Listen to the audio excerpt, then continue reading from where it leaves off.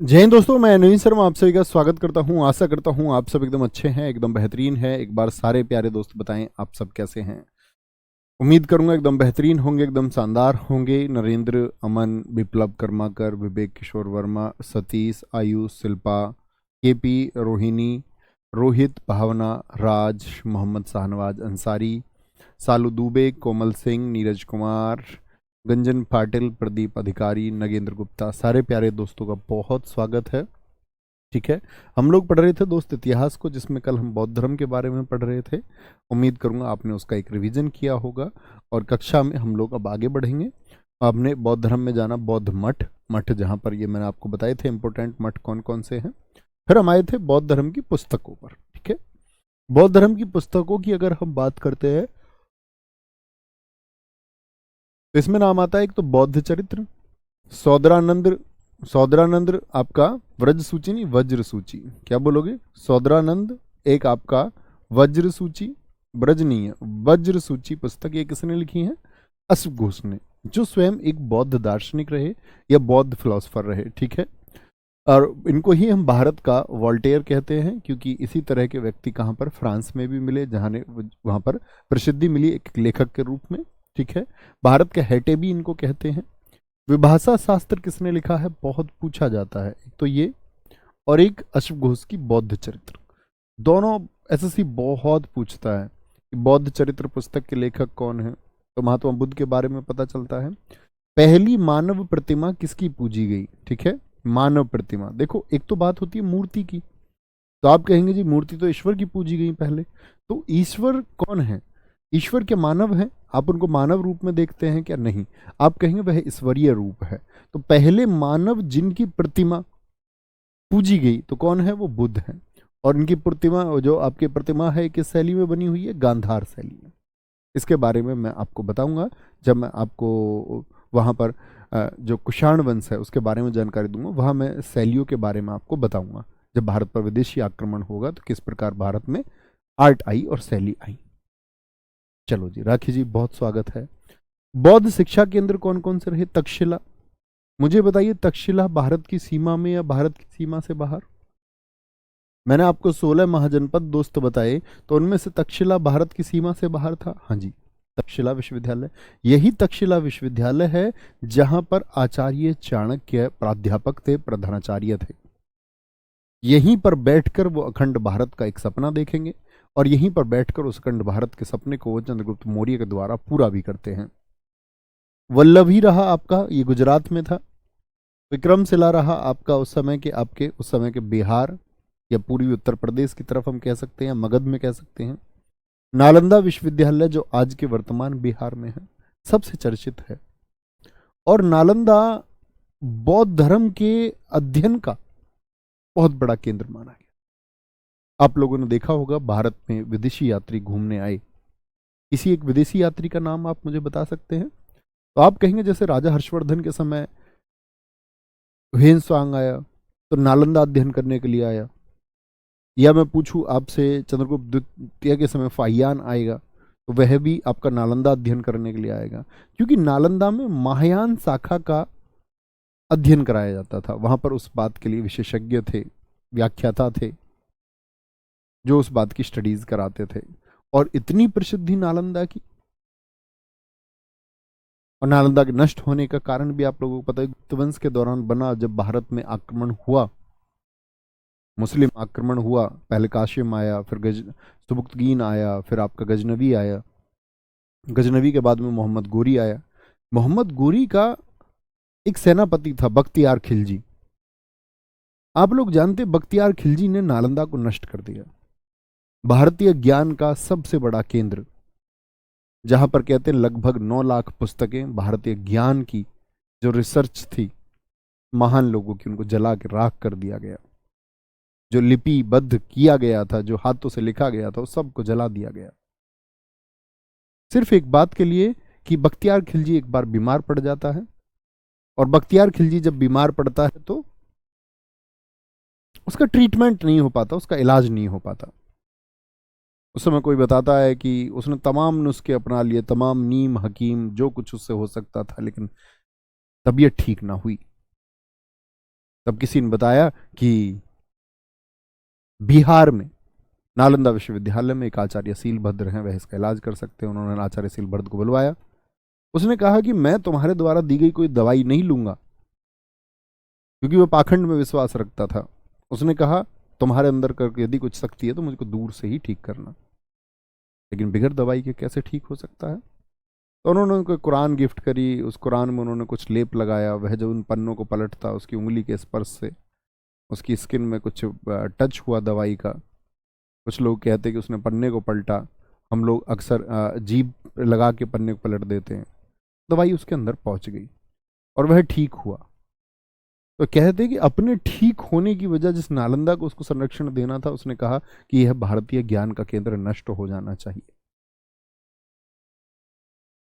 तो नालंदा के पास में राजगीर है, राजगीर के पास में आपका पड़ता है ये नालंदा, उसको नष्ट कर दिया गया। ठीक है, बहुत बढ़िया। कुछ बच्चे लिख रहे हैं हम नालंदा से हैं, बहुत स्वागत है दोस्त आपका।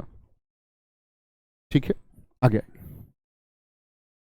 कोई दिक्कत कोई परेशानी। बौद्ध मान्यताओं की बात करें तो बौद्ध धर्म में आत्मा को माना जाता है क्या? क्रॉस मतलब नहीं। कर्म कांड यानी जो रीति रिवाज होते हैं कि आपका यज्ञ वगैरह, इन सब को माना जाता है क्या? नहीं। वर्ण व्यवस्था है वहां पर? नहीं। क्या बोलेंगे? वर्ण व्यवस्था वहां पर है? कहेंगे नहीं। ठीक है। और पुनर्जन्म की बात करें तो पुनर्जन्म वहां पर है। मतलब वर्ण व्यवस्था मिली बौद्ध महात्मा बुद्ध के अनुसार। किसी एक वर्णन मिलता है कि किसी शायद एकाध वर्ग को एक निम्न वर्ग कहा गया कभी। ठीक है। और ऐसा नहीं था कि वो वर्ण व्यवस्था के विरोधी थे, उन्होंने वर्ण व्यवस्था का कभी विरोध भी नहीं किया। तो क्या बोलेंगे? लेकिन पुनर्जन्म की मान्यता है और मध्यम मार्ग को बताया है ज्ञान का रास्ता। ज्ञान का रास्ता यानी कठिन मार्ग को नहीं बताया। इन्होंने बोला मीडियम वे ठीक है, क्योंकि कठिन मार्ग तो इन्होंने अपना के देख लिया था, भूखे रहे थे 6 वर्ष, शरीर तक खत्म कर लिया था। तो उन्होंने ये बात जानी कि मध्यम मार्ग हो सकता है। कपिल कुमार गुप्ता जी, बहुत सारा प्यार। तो मध्यम मार्ग ज्ञान का रास्ता। लेकिन महावीर स्वामी क्या कहेंगे? महावीर स्वामी कहेंगे आकर के कि अगर ज्ञान प्राप्ति के लिए, केवल्य के लिए शरीर भी त्यागना पड़े तो त्याग देना है। यानी वह कैसा मार्ग दिखाएंगे? वह मार्ग बताएंगे कठिन मार्ग। ऐसा कठिन मार्ग जिसमें आपको केवल्य की प्राप्ति के लिए यदि प्राण त्यागने होते हैं तो आपको त्यागने होंगे। आगे आते हैं, फिर हम बात करेंगे जैन धर्म की। ठीक है। दोनों के दोनों धर्म कैसे हम लोगों को समझ लेना चाहिए। जैन धर्म और बौद्ध धर्म दोनों नास्तिक धर्म हैं। नास्तिक का मतलब क्या होता है कि दोनों के दोनों ही वेदों को अप्रमाणिक मानते हैं। नास्तिक और आस्तिक से कितने लोग ऐसे हैं कि जो ये लिखते हैं कि हम मानते हैं कि भगवान है या नहीं है। आस्तिक मतलब भगवान को मानना, नास्तिक मतलब जो भगवान को नहीं मानते। ये परिभाषा गलत है। दरअसल में वेदों को मानने वाले आस्तिक और वेदों को ना मानने वाले नास्तिक हैं, वेदों को नहीं मानते। ठीक है। जैन धर्म की बात करें, 24 तीर्थंकरों के बारे में कल्पसूत्र पुस्तक में लिखा है। किसने लिखा है? ये भद्रबाहु ने लिखा है। भद्रबाहु ने बाद में रचना की। जैन धर्म सिंधु घाटी सभ्यता के समकालीन था। इस बात का कैसे पता चलेगा? इतना पुराना। देखो 24 तीर्थंकर हुए, जिसमें से महावीर स्वामी महात्मा बुद्ध के समकालीन ही है। महावीर स्वामी और महात्मा बुद्ध लगभग लगभग एक टाइम के हैं। आप सोचिए, वह धर्म जहां पर इस हिंदुस्तान में हिंदू धर्म ही था, उसी हिंदू धर्म में से फॉलोवर्स बने बौद्ध लोग। एक अन्य व्यक्ति भी उसी समय पर लोगों को एक नई एजुकेशन दी, और वो नई एजुकेशन थी आपका महावीर स्वामी की, जैनिज्म की तरफ। एक नया वर्ग और चला। तो जैसे 24 तीर्थंकर हुए, तो इसमें आइडिया ये लगाया जाता है कि लगभग अगर किसी तीर्थंकर की उम्र आप 50 साल भी माने, लगभग 50 साल तो मान ही सकते हैं ना, इतना तो व्यक्ति पहले ज्यादा ही जीते थे। 50 भी माने तो 24 तीर्थंकर कितने टाइम तक रहे होंगे? 500, 1000। आप कहेंगे जी ये तो लगभग 1200 साल पुराना। तो महावीर स्वामी महात्मा बुद्ध के समकालीन और उससे 1200 वर्ष पहले सिंधु घाटी सभ्यता का ही समय था। ठीक है। तो जैन धर्म सिंधु घाटी सभ्यता के समकालीन था। इसके पहले तीर्थंकर हुए कौन? ऋषभदेव। तीर्थंकर कौन होता है? देखो तीर्थ का मतलब क्या होता है पहले ये समझिए। तीर्थ का मतलब होता है कोई भी पवित्र स्थल। तो जो उस पवित्र स्थल तक पहुंचने का मार्ग आपको बताए कि पवित्रता का मार्ग क्या है, ज्ञान का मार्ग क्या है, वही तीर्थंकर कहलाया जैन धर्म में। तो कई बार तो इस नाम को देके पूछ लेता है कि तीर्थंकर शब्द का संबंध किस धर्म से है। ऋषभदेव, इनकी दो एजुकेशन थी, अहिंसा और अपरिग्रह। अब मैं सारे दोस्तों से चाहूंगा कि वो बताएं मुझे अपरिग्रह का क्या अर्थ मैंने आपको बताया था, क्योंकि महात्मा बुद्ध ने भी जो शिक्षाएं दी उनमें एक शिक्षा उन्होंने क्या दी? अपरिग्रह की। क्या आप बता सकते हैं मुझे वह क्या थी? प्रतीक चिन्ह, क्या बोलोगे? प्रतीक चिन्ह सांड। उपनाम केशरिया देव इन्हीं का था। और जैन धर्म में लोगों को, जैसे महात्मा बुद्ध के प्रतीक चिन्ह मैंने बताई साइन, ऐसे ही इनके साइन हैं। इन्हीं को आदिनाथ कहते हैं। ऋग्वेद में भी इनका वर्णन मिलता है। तो कौन से तीर्थंकर हैं जिनका ऋग्वेद में वर्णन मिलता है? तो हम कहेंगे कौन है जी? ऋषभदेव, पहले तीर्थंकर। बहुत इंपॉर्टेंट है, ये नाम याद रखेंगे। पहले याद रखें और आपका 22वें 23वें 24वें याद रखें। 4 याद रखने, और कुछ नहीं याद करना है। इनके 2 पुत्र हैं, एक तो भरत हैं। तो जैनिज्म के अनुसार ये माना जाता है कि इनके पुत्र भरत के नाम पर भारत है। और एक महाबली और बाहुबली हैं। फिर से मैं कहता हूं, महिष्मती वाले बाहुबली नहीं, कभी वो बाहुबली समझ लो। तो इनकी मूर्ति है श्रवणबेल गोला में, जिसको एक शासक थे, उनके मंत्री चामुंडा राय ने बनवाया था। ठीक है, क्या आप बोलेंगे? बाहुबली की मूर्ति बैठे हुए हैं, बाहुबली भी। ठीक है, किसने बनवाई है? आपका चामुंडा राय। अब लोग कहते हैं जी आपने कहा था पहली मानव प्रतिमा बौद्ध की पूजी गई, तो ये तो महात्मा बुद्ध से भी पुराने हो गए। अगर ये पहले तीर्थंकर के समय है तो तब इनकी पूजा नहीं हुई है, ये चामुंडा राय ने आधुनिक समय में बनवाई है। बहुत बढ़िया। संजीव कुमार जी ने कहा है धन का बहुत अधिक संचय ना करना। वेरी गुड, बहुत शाबाश। प्रदीप जी का सही उत्तर है। AK-47 क्लास सही उत्तर है। अवनीश कुमार जी एकदम सही उत्तर है। उमेश चौहान, बहुत शानदार, वेरी गुड। तो इनके 2 बेटे हुए। ऋषभदेव, एक नाम याद रख लेना। दूर से तीर्थंकर अजीतनाथ है, जिनका प्रतीक चिन्ह हाथी। तीसरे संभवनाथ, घोड़ा। 21वें तीर्थंकर नमीनाथ, जिनका नीलकमल। ये हम 22वें से याद रख लेना भैया जरूर। प्रतीक चिन्ह भी। 22वें तीर्थंकर कौन हुए? अरिष्टिनेमी। अरिष्टिनेमी, ये आप लोग याद कर सकते हैं। 23वें तीर्थंकर हुए पार्श्वनाथ। कौन? पार्श्वनाथ। अच्छा, मैंने आपको बताया था कि पार्श्वनाथ के पिता का क्या नाम है, इसी इतिहास की क्लास में बताया था। क्या आप बता सकते हैं? जब हम 16 महाजनपदों को पढ़ रहे थे तो मैंने आपसे कहा था राजा अश्वसेन के पुत्र जो जैनिज्म की तरफ बढ़ गए, जैन विचारधारा से जुड़ गए, तो उन्हीं पार्श्वनाथ को कहा गया है निर्ग्रंथ। निर्ग्रंथी यानी कि आपका जिनका प्रतीक चिन्ह बताया गया सांप। और निर्ग्रंथ से मतलब क्या है? निर्ग्रंथ का मतलब होता है कि जो व्यक्ति बंधनों से मुक्त हो गया हो। अब यहां पर बहुत सारे लोग समझ लेते हैं कि बंधन का मतलब तो रिलेशन से मुक्त होना है। कुछ लोग सोचते हैं कि हमको अपने माता पिता से मुक्त हो जाना चाहिए। माता पिता हम सफल नहीं होते तो ठीक से व्यवहार नहीं करते। कुछ लोग अपने संबंधों से छुटकारा पाते, लेकिन दरअसल में ये लोग संबंधों के छुटकारे की बात नहीं करते थे। वह तो इनका छूट जाता था इस एक प्रोसेस में कि यह छुटकारे की बात करते थे उन तमाम गलत गतिविधियों से जो आपके लिए कष्ट का कारण बनती है। चाहे लालच हो, चाहे क्रोध हो, चाहे ईर्ष्या हो, या कोई भी ऐसा संचारी भाव जो मन में पैदा होता हो जो आपको कष्ट दे। इन्होंने 4 शिक्षाएं दी हैं। तो पूछा जाता है कि पार्श्वनाथ ने कितनी शिक्षाएं दी? सच बोलना है, लड़ाई नहीं करनी है, अस्तेय यानी चोरी नहीं करनी है, और अपरिग्रह धन का संचय नहीं करना है। अस्तेय मतलब चोरी ना करना, किसी की परमिशन के बगैर कुछ ना लेना है। ऐसा नहीं तुमने किसी को पैसे चुरा लिए तो ही चोरी है। बिगर अनुमति के कुछ लेना वो चोरी है।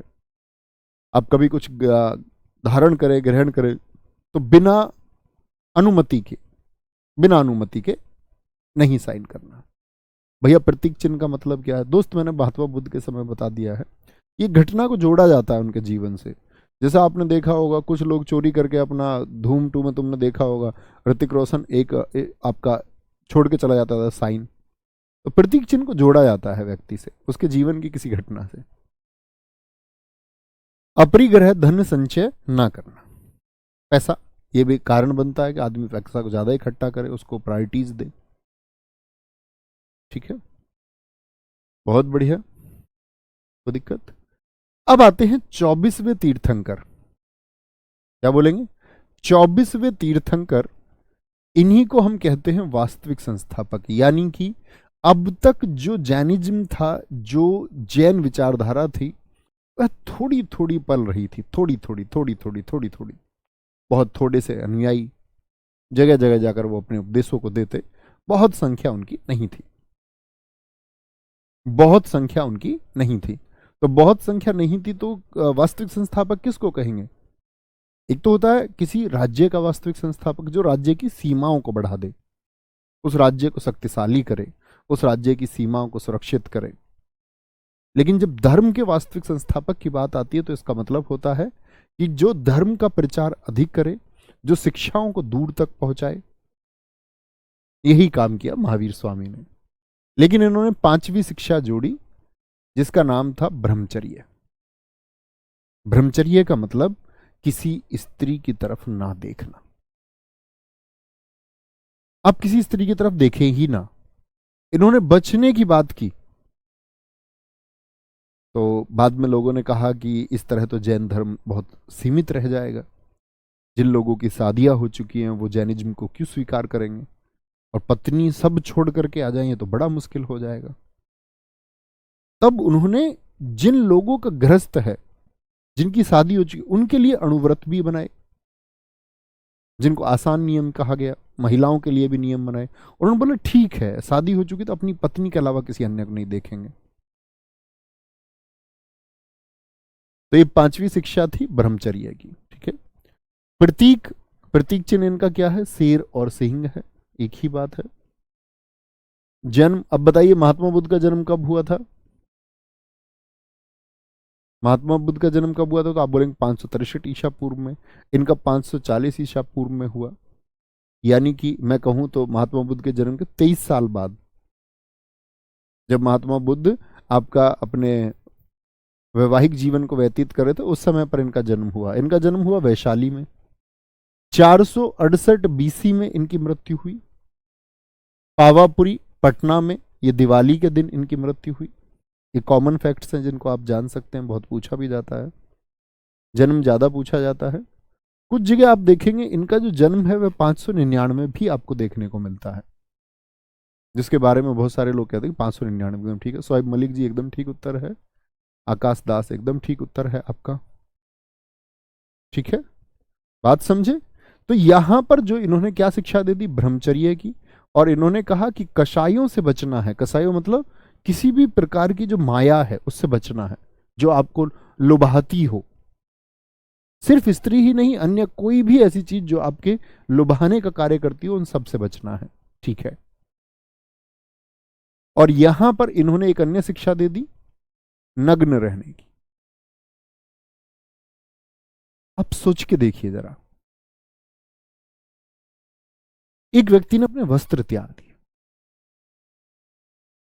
मतलब फिर कुछ बचा नहीं। जब वस्त्र ही त्याग दिए, उन्होंने कहा कि वस्त्र भी मोह पैदा करते हैं। कहते हैं अपने घर छोड़ करके जब ये गए तो शुरुआती 13 महीने तक तो इन्होंने अपने वस्त्र बदले ही नहीं। एकदम गंदे हो गए, कीड़े वीड़े सब इनके शरीर पर चढ़ते, स्पर्श करते, ये बैठे रहते ध्यान में।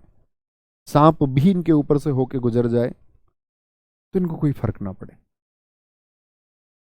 और ऐसे हो गए कि लोग इनको विक्षिप्त कहने लगे, मूर्ख कहने लगे, पागल कहने लगे, पत्थर मारने लगे। एक दिन वस्त्रों का त्याग कर दिया तो सोचो क्या हुआ होगा।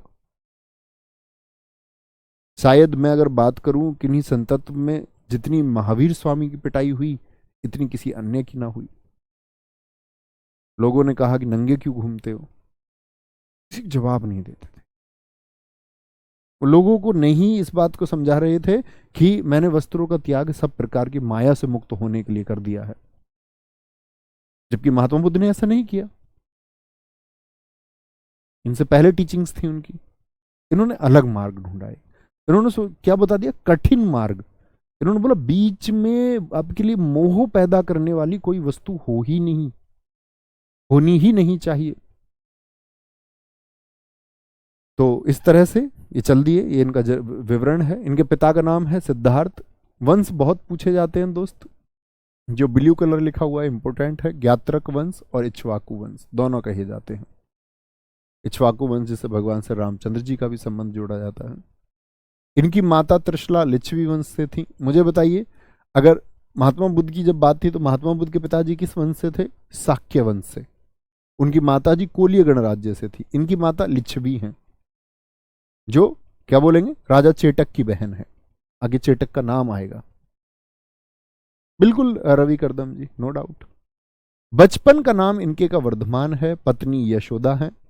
ठीक है, मुझे ये रिलेट करते चलिए, महात्मा बुद्ध के बचपन का नाम क्या है। इनकी पुत्री का नाम है अनुजा प्रियदर्शनी। उसने शादी की जमाली से। अनुजा प्रियदर्शनी के जो दामाद है वे जमाली हुए और सबसे पहले शिष्य भी बने इनके। सोचिए आप, जब कोई व्यक्ति शिक्षा देना चाहता हो, कुछ चर्चा करना चाहता हो, तो यह जरूरी है ना कोई सुने। अब सब लोग तो महावीर स्वामी जी का बहिष्कार किए दे रहे थे, तो उनके दामाद ने एक्सेप्ट किया उनसे। उन्होंने कहा, I believe in your teachings, मैं तुम्हारी शिक्षाओं में विश्वास करता हूं, आप मुझसे चर्चा करें। भैया वस्त्र कैसे मोह पैदा कर सकते हैं? भैया क्यों नहीं करेंगे? आप सोचिए, जब आप कपड़े रखेंगे तो कपड़े धोने के बारे में भी सोचेंगे, प्रेस करने के बारे में भी सोचेंगे वस्त्र को। जब आप संसार से जुड़े रहेंगे, मान के चलो हम तुम सब संसार से जुड़े हुए हैं। एक व्यक्ति होता है सन्यासी, एक संसारिक। अब हम तुम सब संसार से जुड़े हुए हैं तो हमारे अंदर ये इच्छाएं रहेंगी कि मैं जाकर के शॉपिंग करूं।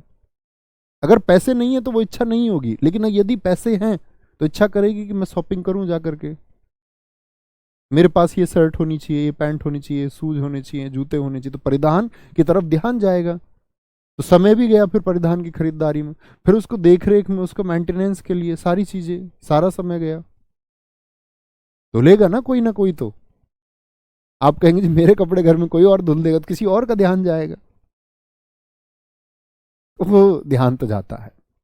अब ऐसे मान के चलिए आप पढ़ाई करते हैं, आप फोकस होकर पढ़ते हैं, आपको पढ़ाई का मूड था, किसी का मैसेज आ गया, अब आप डिस्ट्रैक्ट हो गए। तो डिस्ट्रैक्ट होने का कोई ना कोई रीजन तो है। लोग वन को ही क्यों जाते थे? इसलिए तो जाते थे कि डिस्ट्रैक्शंस ना हो, जंगल में कोई डिस्ट्रैक्ट ना करे इनको, क्योंकि संसार में तो डिस्ट्रैक्शंस होंगे ही। संसार में जुड़ करके आप ये कल्पना करें कि आपको डिस्ट्रैक्शन या व्यवधान या बाधा नहीं आएगी, रुकावटें नहीं आएंगी, कोई हर्डल्स ऑब्स्टेकल्स नहीं आएंगी, तो आप गलत हैं, आएंगी ही। भाषा बाद में क्या हो गई इनकी भाषा, इन्होंने अर्धमागधी भाषा में बौद्ध धर्म की भाषा पाली थी।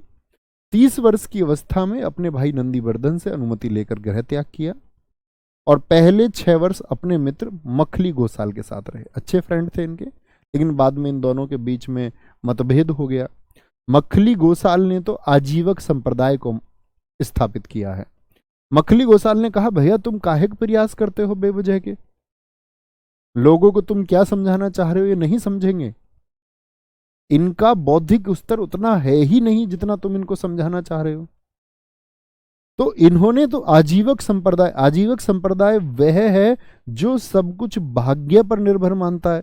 कहता है कि मनुष्य का पुरुषार्थ काम नहीं करता, यानी आप जो कुछ भी अपने जीवन में मेहनत या काम कर रहे हैं इसका कोई मतलब नहीं है, जो भाग्य में लिखित है वह होकर रहेगा। इन्होंने सारी चीज ही छोड़ दी, लोगों को कर्म से मुक्त कर दिया कि भैया कुछ काम ना करो, जो होना है वो होके रहेगा, और कह करके इनसे अलग हो गए और एक संप्रदाय बनाया और लोगों को भाग्यवाद से जोड़ा। ऐसे लोग, सब लोग, आप जीवन में बहुत सारे लोगों को क्वेश्चन होता है कि भैया भाग्य होता है कि नहीं होता। अब ये मानिए ना, आप किसी चीज को नेग्लेक्ट क्यों करते हैं? आप मानिए होता होगा, होता होगा। लेकिन भाग्य की बात करता कौन है, यह आपको सोचना होगा। भाग्य की बात अक्सर वही व्यक्ति आपको करते हुए मिलेगा जो जीवन में असफल रह गया है। आप सफल आदमियों के मुख से शायद ही भाग्य जैसे शब्द का नाम सुन पाए, क्योंकि व्यक्ति जब असफल होता है तो कहते हैं कि व्यक्ति को अपनी असफलता छिपाने के लिए नाना प्रकार के प्रयास करने पड़ते हैं, और यही मनुष्यत्व है। मनुष्य ऐसा ही करता है, वह अपनी चीजों को ढकने के लिए झूठ बोलता है, तमाम तरह की साजिशें करता है। तो उनमें से छात्र जीवन में बाद में ये चीजें आती, बहुत सारे लोग कह देते हैं हम असफल इस वजह से रहे। ये बिल्कुल ऐसे है कि जैसे आपको कल नौकरी मिल जाएगी तो आपके लिए देश में बेरोजगारी की समस्या शून्य हो जाएगी, आपको लगेगा बेरोजगारी है ही नहीं। लेकिन जब आपको नौकरी नहीं मिलेगी तो आपको लगेगा कि संपूर्ण देश में बेरोजगारी ही बेरोजगारी है। थोड़ी बहुत बेरोजगारी की समस्या यदि रह गई, हरिशंकर परसाई जी ने लिखा है कि थोड़ी बेरोजगारी अगर रह गई और छोटे भाई को भी नौकरी मिल जाए तो वह बेरोजगारी भी देश की खत्म हो जाती है। तो बिल्कुल ऐसे है कि भाग्य के भरोसे बैठना नहीं है। जिन व्यक्तियों को पुरुषार्थ जिंदा होता है वह हिम्मत और संघर्ष पर विश्वास करते हैं। ठीक है, बहुत बढ़िया। एक बताएंगे, बलवंत दुबे जी ने कहा नहीं सर ये तो गलत बात है, भाग्य भाग्य होता है। मैंने कब कहा भाग्य नहीं होता है? मैं विश्वास नहीं करता। आप अपनी चीजें मेरे ऊपर नहीं थोप सकते, मैं अपनी चीजें आपके ऊपर नहीं थोप रहा कि आप भाग्य को ना माने, ये मैंने बिल्कुल नहीं कहा है। मैंने तो एक आपको सत्य से अवगत कराने का प्रयास किया है। बिल्कुल भाग्य होता होगा, शायद कहीं रहता हो। मैंने तो सिर्फ इतनी बात की है कि मैं अपना थॉट प्रोसेस बता रहा हूं कि मेरा ये मानना है। आगे आएंगे। 12 वर्ष तक इन्होंने तप किया है। पहला वर्ष और मेरे थॉट प्रोसेस से आपका थॉट प्रोसेस मैच हुए बिल्कुल जरूरी नहीं है दोस्त, आप मुझसे ज्यादा बेहतर सोच सकते हैं, मैं ये मानता हूं। पहला वर्ष है आपका, इन्होंने तपस्या की अशोक वृक्ष के नीचे, स्वर्ण बालुका नदी, कोई रिजल्ट्स नहीं आए। फिर उन्होंने जगह बदली, अपनी जगह बदली तो क्या बोलेंगे, जगह बदली आपने, और अंतिम 11 वर्ष 6 माह, हम 12 वर्ष बोलते हैं लेकिन 12.5 वर्ष की इनकी तपस्या थी। साल वृक्ष के नीचे ऋजु पालिका नदी पर इन्होंने ध्यान लगाया, यहां पर इनको ज्ञान की प्राप्ति हुई। गांव था जराम्बिक गांव। ज्ञान प्राप्ति के बाद में महावीर स्वामी केवलिन, जिन यानी जिन कहते हैं विजेता को, कि जिन्होंने अपनी इंद्रियों को जीत लिया हो। आप जानते हैं ना, इंद्रियों आंख नाक कान जीव त्वचा, आंखें देखना चाहती हैं, कुछ ना कुछ देखना चाहती हैं, और अब आंखों पर आप विजय पाले। इसका मतलब क्या हुआ, आपकी आंखें वही देखें जो आप देखना चाहते हैं, सिर्फ वही। आप यह चुनाव कर पाए कि ये देखने लायक चीज है, इसी को देखना है, और ये देखने लायक चीज नहीं है, इसको नहीं देखना है। आप अपनी जीव पर नियंत्रण पालें कि खाने योग्य वस्तुएं ये हैं और यह वस्तु त्यागने योग्य है। ऐसे ही अन्य ज्ञान इंद्रियों की बात है, तो वो होता है विजेता, जिन कहते हैं निर्ग्रंथ, जो बंधनों से मुक्त हो गया। बहुत बढ़िया जी आकाश दास जी, मैं सर भाग्य के बारे में कुछ नहीं जानता, हाँ मैं मेहनत के बारे में जानता हूं। बहुत बढ़िया, अच्छी बात है। ठीक है, आगे आएंगे। तब तो कुछ बचता नहीं है ना, अगर आप भाग्य में विश्वास रखेंगे तो फिर काहे को आप ऑनलाइन क्लास कर रहे हैं, फिर क्या ही अर्थ रह जाता। अगर आप भाग्यवाद में विश्वास रखते हैं, भाग्य का मतलब जो घटित होना है वह निश्चित है, यानी जो आपके भाग में आना है वह भाग्य है, तो फिर भैया कोर्स काहे को लिया था? वो ही जाना था। आगे एक कह रहा जी ये हमारा भाग्य है कि हम आपके स्टूडेंट हैं। मेरा सौभाग्य है कि आप जैसे मेरे छात्र हैं दोस्त। पहला उपदेश राजगृह में इन्होंने दिया। राजगृह कहाँ की राजधानी थी? मगध की। मगध की, बहुत बढ़िया। सर जी ध्यान क्या होता है? अबे यार तुम लोगों को सब कुछ तो जानना होता है। प्रयोग करना ध्यान। ध्यान क्या होता है? ध्यान का मतलब होता है, मैं अपने तरीके से बताऊं, जैसे मेरी ध्यान की विधि क्या है। मेरी ध्यान की विधि है कि मस्तिष्क को पहले जकड़ो। जकड़ो का मतलब बहुत अधिक तनाव उसमें पैदा करो और फिर उसको शिथिल छोड़ दो एकदम से। आप भी करके देखिए एक बार, और कल करके देखना है इसको। मैं एक बार आपको बताता हूं। आप अपने दिमाग को ऐसे नहीं जकड़ना किसी और चीज, अपने आप खुद उसको टेंस करिए, ऐसे खींचिए, ऐसे लगे कि मस्तिष्क खिंच रहा है। और करीब ये प्रक्रिया आपको 1 मिनट तक करनी है। कल प्रयोग करना है इसको, रात को करना सोते समय, या कल सुबह करना उठ के, और फिर इसको शिथिल छोड़ दीजिए, एकदम शिथिल। ये प्रैक्टिस आप बार बार करेंगे तो आप मस्तिष्क को इतना शिथिल छोड़ सकते हैं कि आपका मस्तिष्क आपके हिसाब से काम करेगा, अकॉर्डिंग टू यू, किसी और के हिसाब से नहीं। छोड़ दिया, ठीक है। उसके बाद आप जब मुद्रा में बैठेंगे तो आपको अपनी चलती हुई सांस, जो श्वास है, आती और जाती श्वास पर सिर्फ फोकस करना है। ये एक विधि मात्र है, ये ध्यान की एक विधि है। लेकिन ध्यान क्या है? ध्यान का अर्थ ही है कि कहीं ध्यान ना लगाना। हम लोग अक्सर ये सोचते हैं कि ध्यान का मतलब होता है कि हमको कहीं ध्यान लगा लेना है। नहीं, ध्यान का मतलब है कहीं ध्यान नहीं लगाना, बस आपको अपनी आती जाती श्वास पर। ध्यान की हजारों विधियां हैं, जिनमें से एक विधि मैं इस्तेमाल करता हूं। आप, कोई आपसे बोले भैया सुबह ब्रह्म मुहूर्त में ध्यान लगाइए, उन सब चीजों का अलग महत्व है। लेकिन आप रात को सोने से 10 मिनट पहले ध्यान लगा सकते हैं, एकदम शांत मुद्रा में।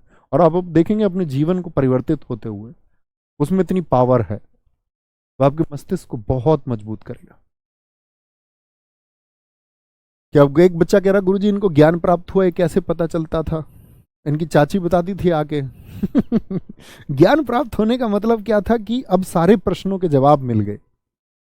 आप मुझसे कोई क्वेश्चन करें और मान के चलिए आपने मेरे सामने हजारों प्रश्न किए, फैक्चुअल प्रश्न नहीं। आप बोले जी इंडिया गेट की नींव में कितनी ईंट लगी हुई है, ये ज्ञान नहीं है। इंडिया गेट कब बना, ये ज्ञान नहीं है। ये तो फैक्चुअल डेटा है, ये कोई नॉलेज नहीं है।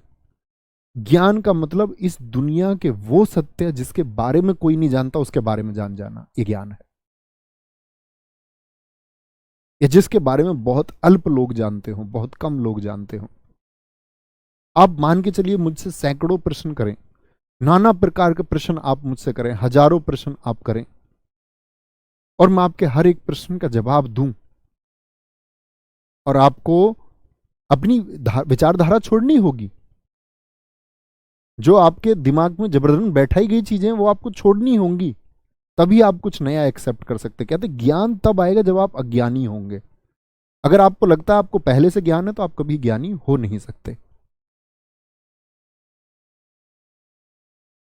ज्ञानी को ज्ञान प्राप्त करने में ज्यादा दिक्कतें आती हैं, क्योंकि उसके दिमाग में बहुत सारे थॉट प्रोसेस पहले से जगह बनाए हुए हैं, तो वो विचार टकराते हैं आपस में। नहीं नहीं, ऐसा नहीं है।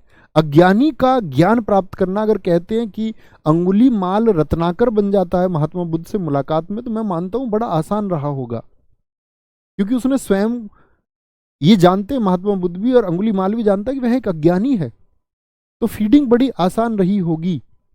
अब वो फीडिंग गलत भी हो सकती थी कि गलत चीजें फीड कर दी जाती, लेकिन मान के चलिए एक परफेक्ट इंसान मिला और उसने सही चीजें फीड कर दी, और सामने वाला आदमी अज्ञानी था और उसने उन सबको एक्सेप्ट कर लिया और चीजें सारी सही थी। ज्ञानी बनने में कोई दिक्कत ही नहीं है। ठीक है, तो समझे? तो ज्ञान क्या है? आपका सभी समस्त सवालों का जवाब। बहुत बढ़िया। आगे आएंगे गुरुजी। ये बाबा जी जो है, देखो यार तुम ऐसी बातें मत किया करो, मेरे मुंह से कुछ बुलवाओ, तो मैं ये नहीं चाहता किसी के बारे में कुछ बोलना। हम सबकी आस्थाएं हैं, तुम अपने अपने विश्वास करिए। मैंने आपको एक स्टेटमेंट दिया था, विश्वास एक समय के बाद में अंधविश्वास में बदलता है। जब आपके अंदर जागृति आएगी, जब आपके अंदर होश आएगा, तब आपका जो आज विश्वास है वह कल अंधविश्वास में बदल जाएगा। कब तक वह विश्वास है? जब तक आपके अंदर जागृति नहीं है, जब तक आपके अंदर होश नहीं है। कोई भी आपका विश्वास है, एक दिन उम्मीद करूंगा तुम जागृत होंगे, अंदर से वास्तविक रूप से जागृत, तब आप जान पाएंगे कि कितना प्रोपोगंडा इस दुनिया में चलता है, आपके ऊपर जबरन कितनी चीजें थोपी गई हैं। मैं मनुष्य होने में विश्वास करता हूं, मैं इंसानियत में विश्वास करता हूं, और इसके अलावा मैं किसी अन्य पाखंड की आवश्यकता समझता ही नहीं। किसी भी धर्म में हो, किसी भी जाति में हो, मेरी व्यक्तिगत विचारधारा यह है कि मैं फॉलो नहीं करता, मैं स्वयं फॉलो नहीं करता। आप करें, आप तमाम किसी फकीर के फॉलोवर आप हों, आप किसी बाबा के फॉलोवर हों, आप किसी पादरी के फॉलोवर हों, आप तमाम तरह के किसी भी व्यक्ति के फॉलोवर बनिए, वो आपकी अपनी निजी चॉइस है, वो आपका निजी चुनाव है। मैं किसी का फॉलोवर नहीं बनूं तो आप ये नहीं कह सकते जी आप उनके फॉलोवर बनिए, तो ये तो गलत बात हुई आपकी।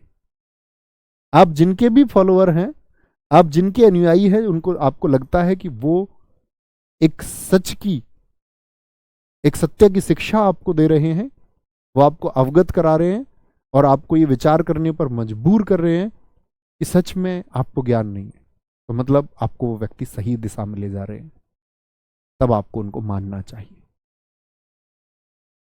आसाराम बापू की तरह नहीं होना चाहिए एक दिन। ये बोले तो बाकी आप लोग समझदार हैं सब लोग। मेरे हिसाब से मैं ये मानता हूं कि संसार से जो जुड़ गया, जो व्यक्ति संसारी है और वह सन्यासी होने का ढोंग करे, ये तो गलत है। हमारे देश में ऋषि परंपरा रही है, ऋषियों ने ध्यान लगाया है, ऋषियों ने सूत्र दिए हैं, ऋषियों ने अपना जीवन त्याग करके कंदराओं, गुफाओं, पर्वतों, वनमालाओं में अपना जीवन व्यतीत किया है और नए सूत्र दिए हैं। आदि गुरु शंकराचार्य पूरे जीवन राजा उनके पीछे रहे उनको शक्ति देने के लिए, लेकिन कुछ ग्रहण नहीं किया। वह हिंदुत्व जो अपने पतन की तरफ था बौद्ध धर्म और जैन धर्म की वजह से, उस हिंदुत्व को वापस स्थापित किया, लेकिन किसी से कुछ गिफ्ट ना लिया। 4 मठ स्थापित किए जिनको आप 4 धाम के नाम से जानते हैं। पूरे भारत भ्रमण किया, लोगों को जागृत किया, मात्र 32 वर्ष की अवस्था तक जिए और फिर देहास्वान हो गया, देह का अवसान हो गया, मृत्यु हो गई। अब आप मुझको किसी के नाम ना गिनवाने लगना प्लीज, वो आपका अपना निजी जीवन है। आप चाहें उनके, अगर आप किसी के फॉलोवर्स हैं, आप अपना पूरा जीवन उनको समर्पित करें, ये आपका चुनाव है, अच्छी बात है। ये आपकी समझ को दर्शाता है कि आपकी समझ किसी चीज को लेकर के कितनी है। तो मैं आपकी हर एक चॉइस का वेलकम करता हूं, आप भी मेरी चॉइस का वेलकम करना, इतनी उम्मीद करता हूं। ना भी करो तो कोई दिक्कत नहीं है। पहला उपदेश राजगृह अर्धमागधी भाषा में। केवलिन कौन होता है? जो आत्मा और शरीर के बीच के अंतर को समझ जाता है कि आत्मा क्या है और शरीर क्या है। जैसे आदि गुरु शंकराचार्य ने अपना थॉट प्रोसेस की बात के लिए कहा, उन्होंने कहा अद्वैत का सिद्धांत। अद्वैत यानी दोनों चीजें अलग नहीं है, दोनों चीजें एक ही हैं। लेकिन बाद में लोगों ने उनकी थ्योरी पर बहुत सारे प्रश्न चिन्ह खड़ा करके खुद ही फंस गए। ठीक है, जिन खुद की इच्छाओं पर विजय, खुद की इच्छाओं पर विजय। देखो देखो दोस्त, जब कोई प्रसिद्धि पाता है ना इस देश में, तो प्रसिद्धि पाने वाले व्यक्ति के पक्ष में तर्क देने वाले लोग बहुत होते हैं, जिनको पता है कि इस टाइम ये चीज ठीक रहेगी। तो वो उनका अपना दरअसल में सकारात्मक रवैया नहीं होता, वो उन लोगों को फेम पाने के लिए बोलना होता है, ये सही रहेगा बोलना। बहुत बढ़िया गुरु जी, ये कैसे पता चलेगा जिनको हम फॉलो कर रहे हैं वो अच्छे हैं या नहीं? बताया ना कल स्टेटमेंट, आप बातों को ही नहीं फॉलो कर रहे हैं। मैंने कहा अप दीपो भवा, be your light your self. आप अंधेरे कमरे में जाएंगे तो कुछ दिखेगा थोड़ी, जब तक आप स्वयं उजाला नहीं बनेंगे। आपको दूसरे को नहीं समझना है, खुद को समझना है, आप कैसे हैं। आप अपनी कमियों को दूर कीजिए सबसे पहले, कि मेरे अंदर ऐसी कौन सी चीजें हैं जो मुझको पशु बनाती हैं और मनुष्य नहीं होने देती हैं। तो पहले आप मनुष्य बन जाइए, और जब आप मनुष्य हो जाएंगे, अगर कहते कि इस दुनिया के 800 करोड़ लोग मनुष्य हो जाएं तो किसी धर्म या किसी जाति की आवश्यकता ही ना पड़ेगी, अगर सभी मनुष्य हो जाए फिर वह सबसे बड़ा धर्म हो जाएगा। लेकिन हम लोग अपनी कमियों को और क्रूतियों को दूर नहीं करते, और हम झांकते उन सब चीजों की तरफ जिनसे हमारा कोई सरोकार नहीं है, जिनसे हमारा कोई लेना देना नहीं है। मैंने देखा है अक्सर चोर डाकू लोगों को, बुरे चरित्र वाले लोगों को, जो बात कर रहे हैं कि दुनिया की समस्याओं के ऊपर, राज्य की समस्याओं के ऊपर, घरेलू समस्याओं के ऊपर, और उनके स्वयं के जीवन को वह ठीक नहीं कर पा रहे हैं। खुद किसी को धोखा देते हैं और बात कर रहे हैं कि पाकिस्तान भारत को धोखा देता है। तो सबसे पहले जरूरत है अपने आप को चेंज करने की। निर्ग्रंथ क्या होता है? सांसारिक बंधन से मुक्त। इनको ज्ञान प्राप्ति, मुझे बताइए महात्मा बुद्ध को जो ज्ञान प्राप्त हुआ वो किस दिन हुआ था? तो वो मैंने कहा था बैसाख पूर्णिमा, उनका जन्म, उनको ज्ञान प्राप्ति, उनकी मृत्यु। जैन धर्म के त्रिरत्न, सम्यक दर्शन, सम्यक ज्ञान और सम्यक आचरण। यानी आपको चीजों को सही तरीके से देखना है, एनालिसिस करना है, विश्लेषण करना है, आपको उस चीज के बारे में ज्ञान होना चाहिए, अंधविश्वास नहीं, अंधा अंधा ज्ञान नहीं, ज्ञान। ज्ञान का मतलब क्या हुआ कि सत्य क्या है। तीसरी चीज आचरण, आपका जो व्यवहार है वह सही होना चाहिए। बहुत thank you Sunil, too much thank you. Mahavir Swami पुनर्जन्म और कर्मवाद में विश्वास रखते थे। पुनर्जन्म में आप लोग जानते ही हैं कौन विश्वास रखता था? बौद्ध धर्म भी विश्वास रखता था, ठीक है। जैसे बौद्ध धर्म में संगीतियां हुई, ऐसे ही आपका जैन धर्म में हुई। एक 300 BC में हुई, यानी 300 ईसा पूर्व। आज से आप देखिए 2023 में 300 जोड़ लिया, लगभग 2300 साल पहले। कहाँ हुई? पाटलिपुत्र में। स्थूलभद्र इसके अध्यक्ष थे, स्थूलभद्र। दूसरी हुई 512 AD में, वल्लभी गुजरात में। देवर्धी क्षमा श्रवण इसके अध्यक्ष थे। जैन धर्म में कषाय माने गए हैं कुछ। कषाय मतलब कष्ट का कारण, कि दुख क्यों है। जैसे अगर मैं बात करूं, महात्मा बुद्ध जी ने दुख का सबसे बड़ा कारण क्या बताया था? अज्ञान, ज्ञान का ना होना। क्रोध, आप गुस्सा करते हैं, आप इसको छोड़ के देखिए। इसके बारे में मैंने अपने छात्रों को बताया कि एक पिता जब अपने बॉस के सामने जाता है तो ऐसे हो जाता है, जी सर जी सर। और एक पिता जब अपने घर जाता है तो उनके बच्चे की किसी छोटी सी शरारत पर अपने बच्चों की पिटाई कर देता है। आप जब अपनी प्रेमिका के साथ होते हैं तब आप अपने आप को बेहतर दिखाने का प्रयास करते हैं, आप ये महसूस करवाने का प्रयास करते हैं आप इस दुनिया के सबसे बेहतरीन इंसान हैं। जब आप अपनी माताजी के पास होते हैं तो आप कई बार झल्लाहट से पेश आते हैं, आप उनको इग्नोर करने का प्रयास करते हैं, आपको ऐसे, आपका जीवन ऐसा होता है कि आपको उनको कोई परवाह ही नहीं है।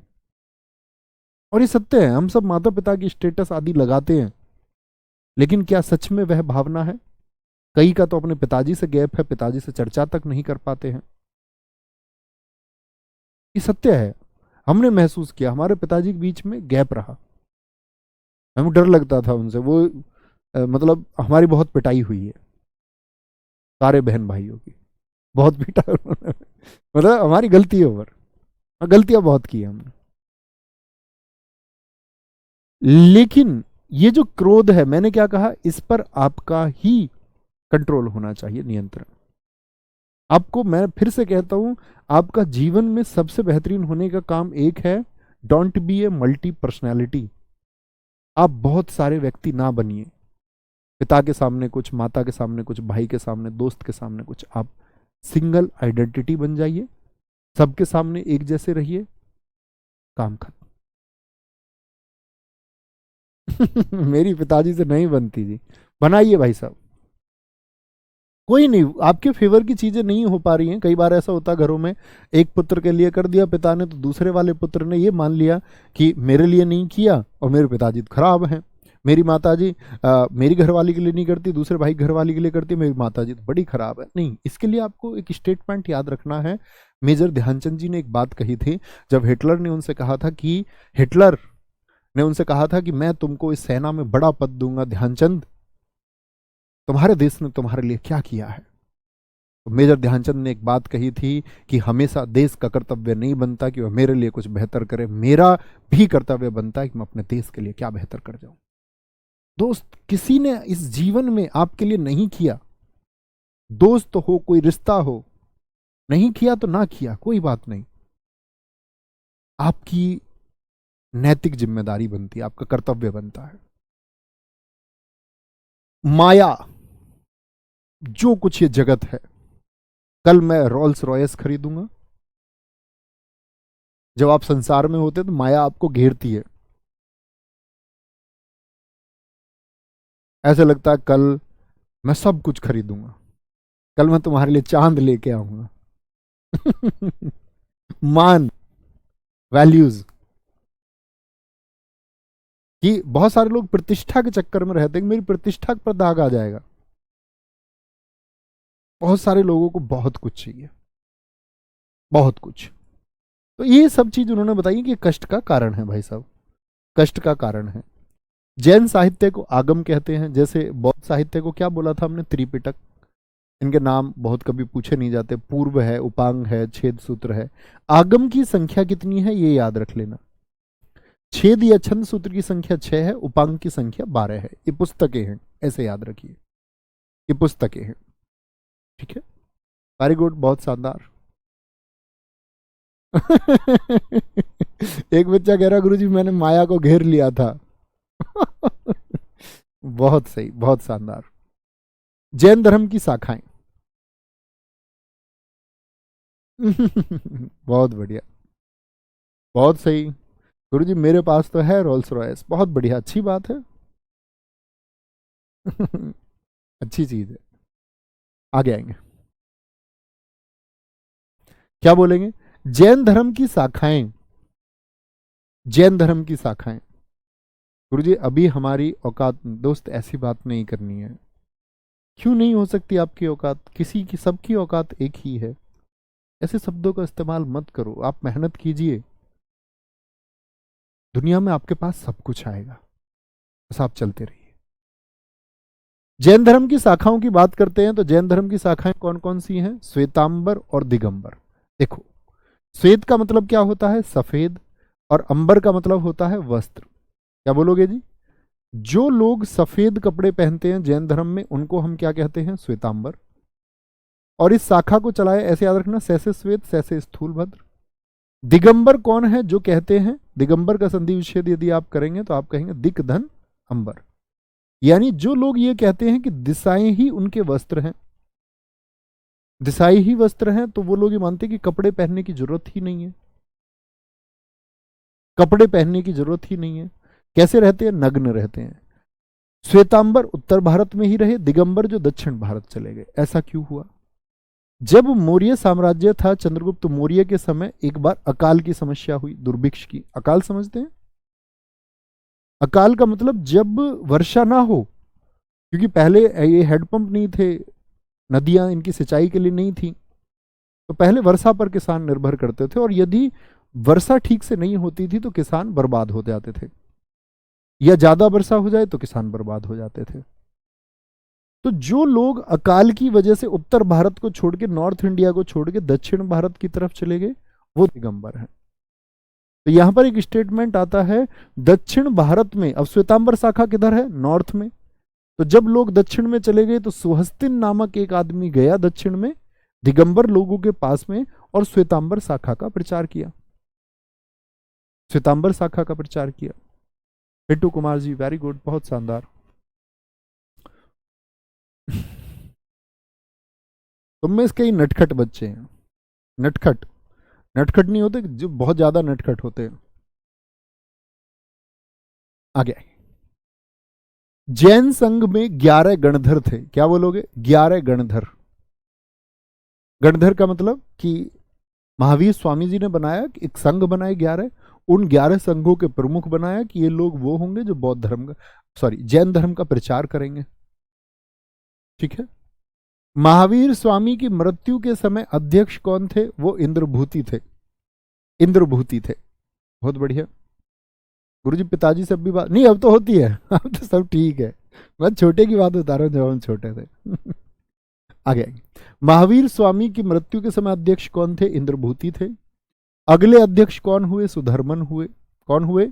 सुधर्मन हुए। ठीक है।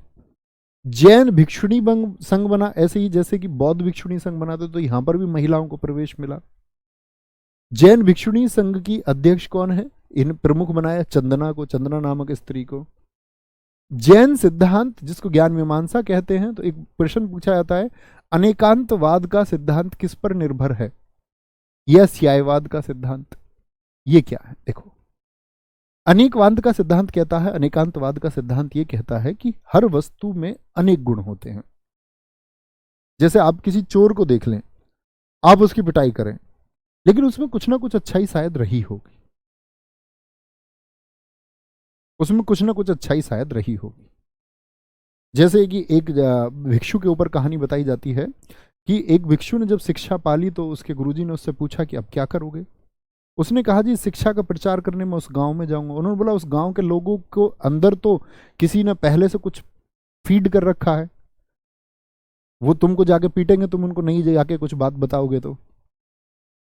उसने कहा जी ठीक है, पीटेंगे तो मैं ये सोच लूंगा यार मारा तो नहीं है। नहीं, पहली बात थी कि गालियां देंगे तुमको, तो उसने बोला गालियां देंगे तो मैं सोचूंगा कि जी पीटा तो नहीं है। बोले जी अगर पीट दिया तो बोलेंगे जब पीटेंगे तो सोचूंगा मारा तो नहीं है, और मार ही दिया तो मार दिया तो सोचूंगा जी मुक्त हो गया। तो उन्होंने बोला प्रत्येक जीव के अनेक गुण होते हैं कि शायद वो गुण उनके अंदर पैदा ना हो रहे हों, वो मैं जाकर के प्रयास करूंगा। लेकिन किसी चीज के आपको चोर चोर ही दिखाई पड़ेगा, आपको ईमानदार आदमी ईमानदार ही दिखाई पड़ेगा, आप गुणों को नहीं पहचान पाएंगे। ये गुण पहचान सकता है कौन? अनेक गुणों को केवलिन ही जान सकते हैं। यही श्यायवाद का सिद्धांत है, यही श्यायवाद का सिद्धांत है। समझे जी बात को? कोई दिक्कत, कोई परेशानी? ठीक है। हाँ, कल क्लास होगी आपकी, ये बात याद रख लेनी है, कल क्लास होगी आपका। नास्तिक मैंने आपको बता दिया, जो वेदों को अप्रमाणिक मानते हैं, जैसे कि आजीवक संप्रदाय रहा। बौद्ध धर्म है नास्तिक में ही आता है। जैन धर्म है किस में आएगा? नास्तिक में ही आता है। आस्तिक जो वेदों को प्रमाणिक मानते हैं, इसमें हिंदू धर्म आता है, जो वेदों को प्रमाणिक मानते हैं, हिंदू। ठीक है। आगे बौद्ध धर्म।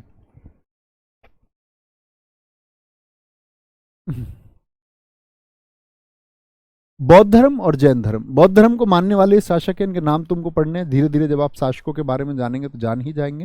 हर्षवर्धन, कनिष्क, बिंबिसार, इसका नाम है आपका कबापुज, और ये काकुश। इसमें से कुछ शासक रहेंगे जो कुछ समय के बाद अपना धर्म परिवर्तन करेंगे। आगे हम इन राजाओं के बारे में पढ़ेंगे तब भी जानेंगे, यहां भी याद नहीं करेंगे तब भी जान जाएंगे। ठीक है, कोई दिक्कत? सर हमको आर्मी बनना है। मेरे दोस्त आर्मी नहीं बन सकते हैं आप आर्मी में जा सकते हैं। एक आदमी वन मैन आर्मी बनना चाह रहे हो? One man army.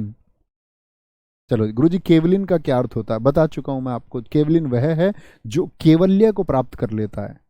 केवल्य अर्थात जिसने निर्वाण या मोक्ष को प्राप्त कर लिया, वही केवलिन है। बहुत बढ़िया। और दोस्त आपके यहाँ सब लोगों के यहाँ छठ पूजा आने वाली है, और जो लोग छठ पूजा को मनाते हैं उनको अग्रिम शुभकामनाएं। कल भी कक्षा वैसे होगी। ठीक है, तो मिलते हैं कल। Thank you, bye bye, take care, जय हिंद, जय भारत। यहाँ से आगे बढ़ेंगे। नमस्ते।